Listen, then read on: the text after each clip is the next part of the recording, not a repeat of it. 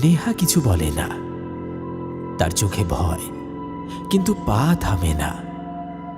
এক অজানা টানে সে এগিয়ে চলে সেই বাড়ির দিকে, যেখানে হয়তো সত্যি কেউ অপেক্ষা করে আছে শুধু ওদের জন্য।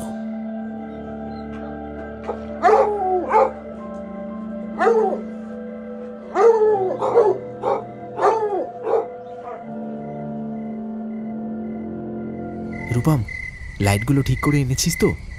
ভিতরে ঢোকার পর যদি ব্যাটারি ফুরিয়ে যায় তাহলে কিন্তু বেজায় মুশকিল হবে। আরে না না, টেনশন কিসের? কাল রাতেই আমার বাবা একদম নতুন ব্যাটারি লাগিয়েছে। চল চল চল, নির্ভয়ে চল।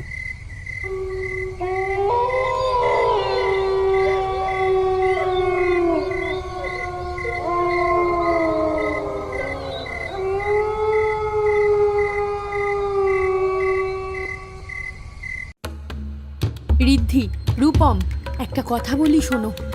ভেতরে ঢোকার আগে আর একবার ভেবে দেখো, এই জায়গাটা ঠিক স্বাভাবিক নয়।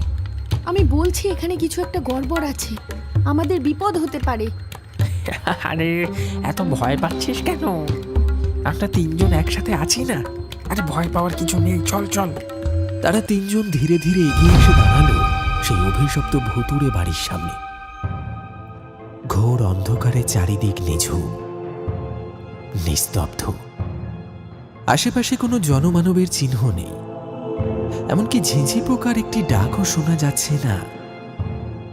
তিনজনের চোখে ভয় স্পষ্ট, কারো মুখে কোনো কথা নেই।